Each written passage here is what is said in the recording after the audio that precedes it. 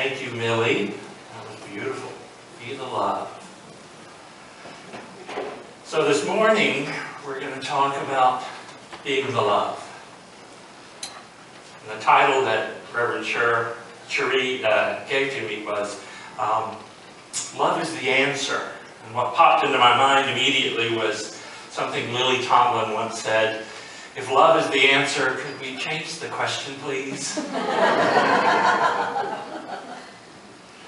But I want to start this morning with a story.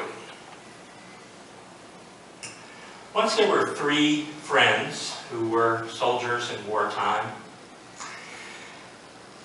These guys, all three of them, were truly brothers. They'd been through so much together. And unfortunately, one of them lost his life. And so the other two approached a church and were arranging for the burial of their friend. So they went to the priest and they said, we'd like to have our friend, who really wasn't a believer, not one of us, but we'd like for him to be buried in the churchyard. And the priest looked very uncomfortable and he said, I'm sorry, but he's not of our faith. He's not one of us, so he can't be buried in the churchyard. And the priest thought for a while and he said, well, so here's what we can do. We'll bury him just on the other side of the fence. So he's on church property, but he's not in the churchyard. So they went ahead with the burial. And this young soldier was right outside of the fence line. Years later, his two friends came back to pay their respects. And so they walked around the fence line, around the church. And they couldn't find the grave anywhere. So they hurried inside the church and found the priest. And they said, what happened? Where is he? Where is the grave? And the priest said, you know, when you left after the burial, my heart was heavy. I knew that something was wrong. I followed the rules. I did what the church said. And I couldn't move the grave, so I moved the fence to include it. So this morning I want to talk a little bit about moving fences. If love is the answer, how do we move our fence to include more people? Trust me, we all have a fence in our lives.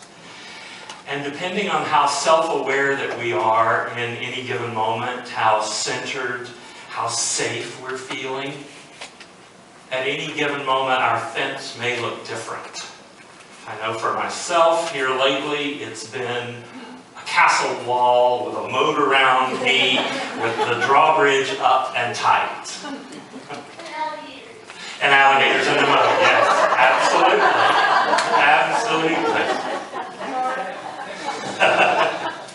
And sometimes our wall is a log fort with the spiky tops.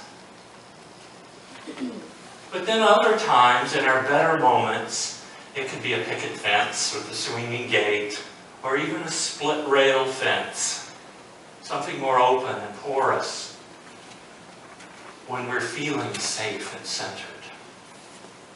You see, inside our fence is our belief system, our values, our sense of self, what we know and what we love in any given moment. And on the other side of the fence is that which is different, perhaps contrary to our values, that which we don't know, or the things that we don't understand, that which we fear, or we're in conflict with. And sometimes we use the other to define or stroke the inner. Eckhart Tolle once wrote about the egoic sense of self. He said, the egoic sense of self needs conflict because its sense of a separate identity gets strengthened in fighting against this or that. Because we're demonstrating this is me and that is not me. He said the quickest way to strengthen a fictitious sense of self, of ego, is to define someone else as other, as wrong. And he goes on to see something that I think we're seeing in our world. Tribes, nations, religions, groups often derive a strengthened sense of collective identity from having enemies or other. Who would the believer be but the unbeliever? So how do we become more self-aware? How do we move away from this reactive, egoic self-awareness? How do we move the fence if love is the answer? When Reverend Cherie asked me to come speak with you, she shared the title and the summary that she already had for this Sunday. Love is the answer. And the summary said, we're facing a world that we're working for us. We're facing a world that isn't working for many of us. We live in a culture that spreads fear. It incites hatred and violence. But love is healing us, connect us. It includes us. Today we accept the challenge to serve someone we fear. Today we accept the challenge to love one that we fear. Now the response in my head was, crap. Now we teach, we talk about which we need in our lives.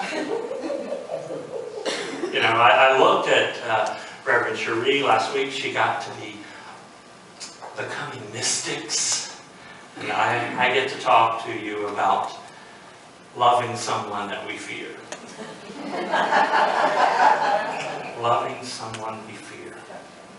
Which is essentially the process of moving our fence.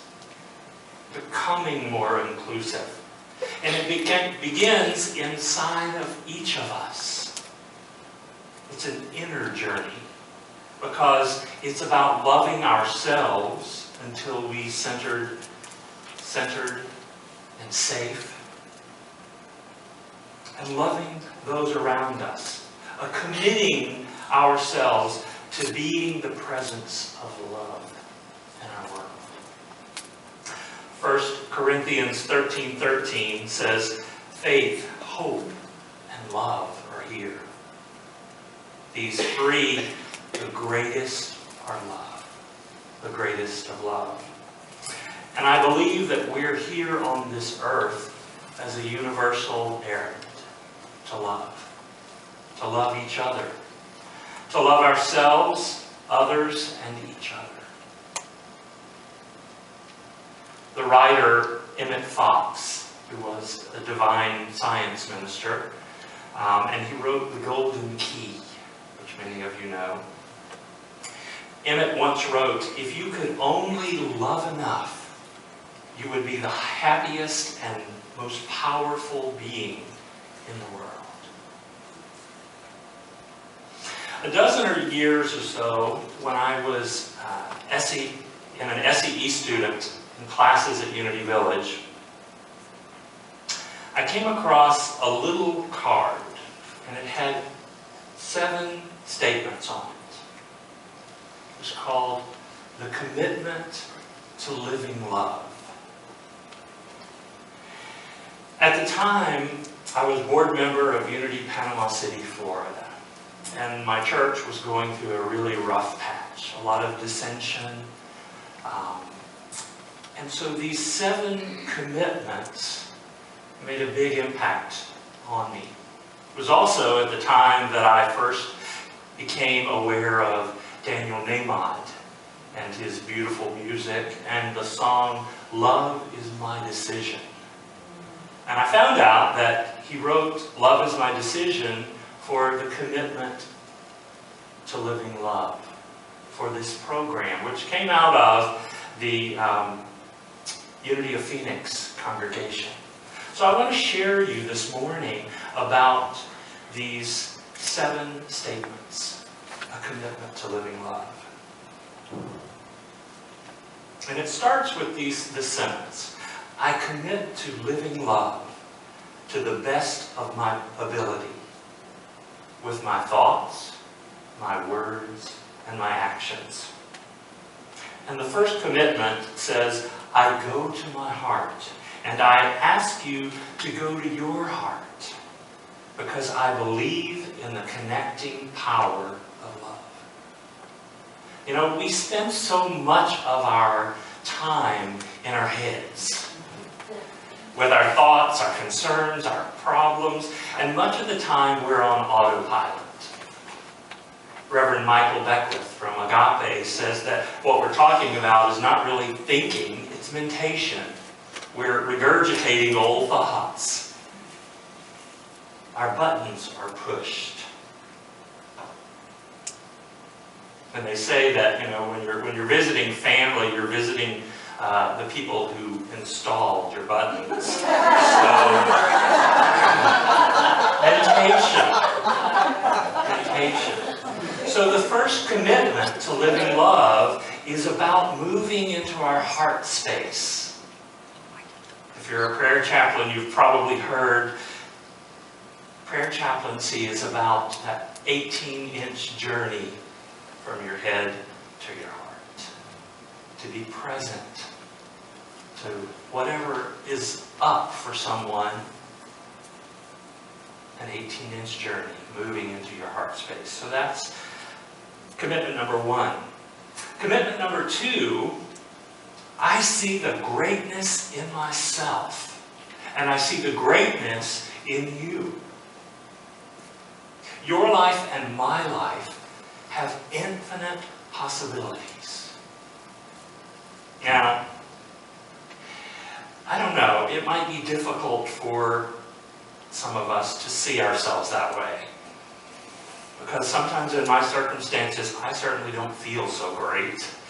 It's easier for me to see greatness in someone else. Is that true? Does that ring for some of you? But if it's true that we are each created in the image of likeness of God, that when you walked in today, greatness showed up. Your image, created in the image of the likeness of God. So we're talking about self-love first, greatness. Self-acceptance, greatness. Understanding your greatness is foundational to moving fences. Because if you can't start with that self-love and that self-awareness, it's much more difficult to move fences. And then it's about seeing that greatness and calling forth the greatness of others. There's a wonderful quote that I love from Myrtle Fillmore. And she's talking about seeing that greatness in others. And she says, as you learn to see the fullness of God's life and love and power and substance in others, you will have the knowledge and the light to call their attention to what they have inside of them and to prompt them to use it. Doesn't that sound like you want to show up with someone else? To see the love and the light in someone and to call them to it and to prompt them to use it, their greatness. Commitment 3 says, I love and accept you just the way you are. And I respect your right to be different and to think differently than I do. I work on that one an awful lot these days. Don't have the answer 100% for myself. But I think it's something that in order to move fences and to be more inclusive and to be love, if love is truly the answer, then we have to work this. We have to be the presence of love. Charles Fillmore once wrote that no two individuals in all the universe are alike, because there's always diversity in the ideas appropriated by each individual from divine mind. There is always diversity in the ideas appropriated by each individual from divine mind. My fence gets thicker and higher here. I do. I have work to do. I can't always understand other people's choices. And you know, I don't know that that's mine to do, to understand other people's choices. I just get to love. And when I find myself in a place where I can't be love, then what's mine to do is to open my heart and allow God to love through me. So any roadblock is mine, but I get to open my heart and let God love through us. Love changes hearts. Love is a great teacher. My good friend, Reverend Kelly Isola, says that there are two great teachers in everyone's life: pain and love. Most of us have learned a lot of our life lessons from pain. I'll raise my hand there. It's not an easy teacher. But here's how it works. In the presence of enough pain, we choose again. And that's the way it works. And the flip side of that is, in the presence of enough love, we choose again. Who's your teacher today? Who's your teacher?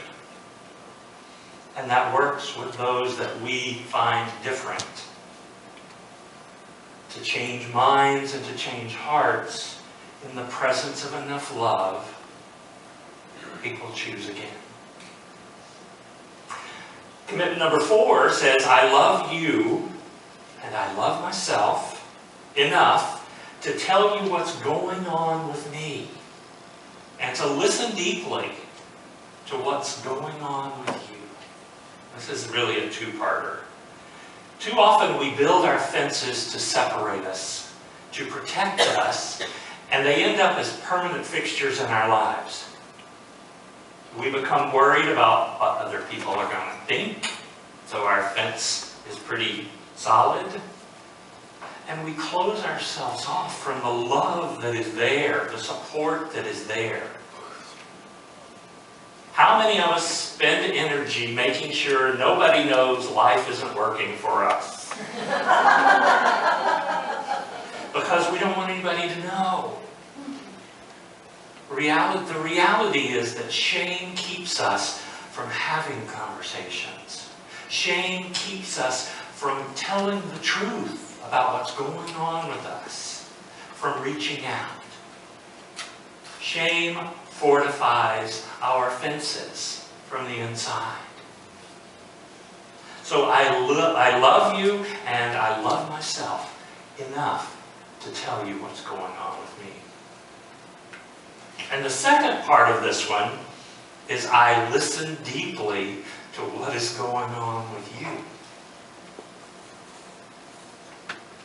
I think most of us know that there are two kinds of listening.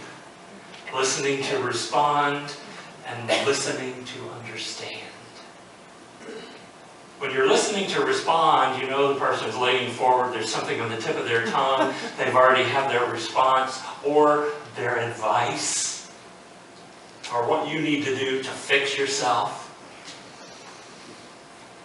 But when you can truly be in that space of love, in your heart space, and listen to understand, just to be present in your heart space to what is going on, listening from the heart.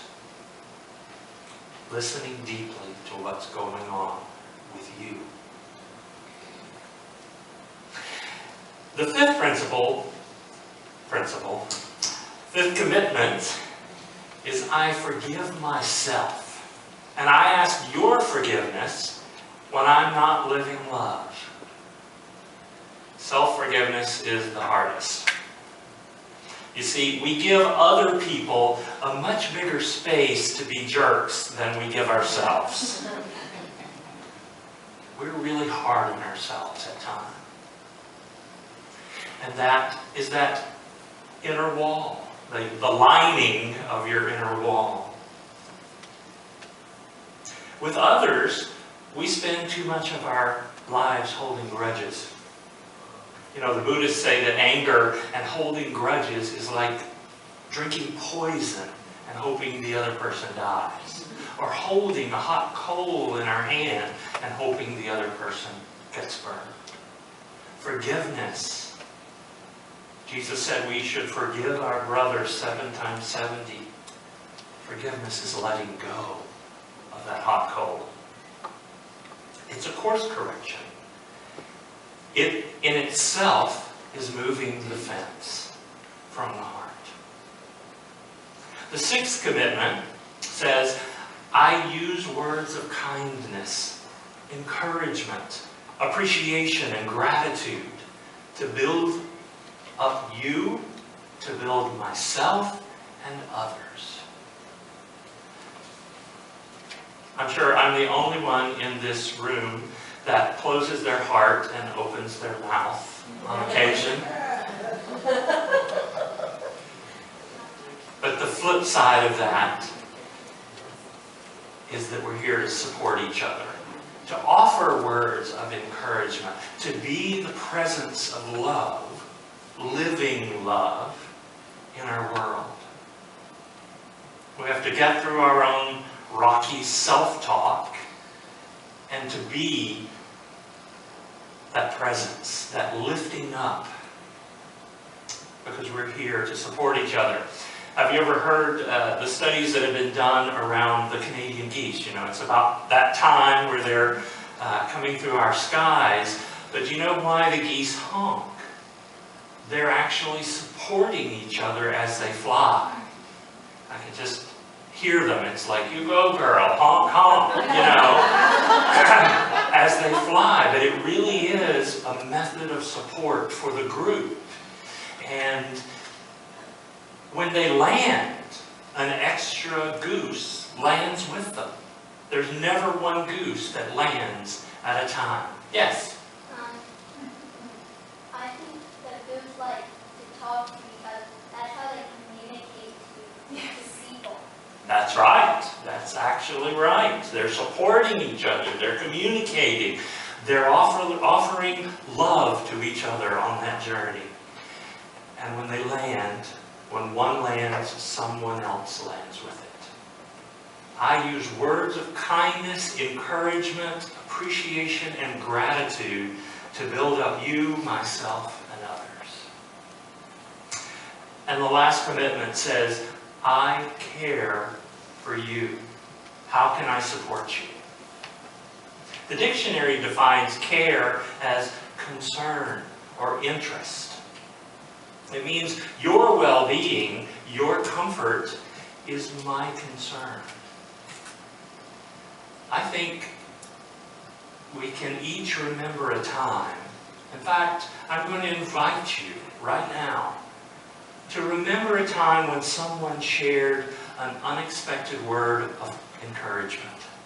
A kind word. Maybe it was just a smile in a public place. A glimpse of love. Can you all remember? a word of encouragement. I see lots of smiles looking out. In that space of remembering, we've moved into our heart. You can feel the shift of the energy just from us collectively remembering a time when someone supported us, when love was the answer, and the difference that it made in our lives. Today's Spirit is calling us higher. It's calling us to make a renewed commitment to living love, to being an expression of the divine in all that we do, calling us to move our fence. Thank you for having me, and know that you are loved and lifted up. And Millie's going to come offer us a song.